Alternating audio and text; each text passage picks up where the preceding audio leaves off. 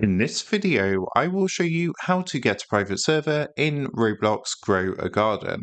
This should be a quick and easy tutorial to follow, but before we do continue, please consider leaving a like on the video and also subscribing to the channel. I really do appreciate it. To get started, what you're going to want to do is of course come across to roblox.com and log into your account. Then what you can do is use the search box at the top and type Grow A Garden, and what we're going to do is click onto in experiences to find the Grow a Garden experience. Here we are. As you can see, it's going to be the first result that comes up. Give that a click to be taken to the experience game page. Once you're on the game experience page, if you look, you can see we got some different tabs: about, store, and one called servers. So all you need to do is click on servers, and in here you're going to see the option to create a private server. To create a private server for Grow a Garden, you can see there's no cost. It's completely free to do this. So what you want to do is click the button to bring up a window like this, and what you can do is give your server a name and then click the buy now button at the bottom.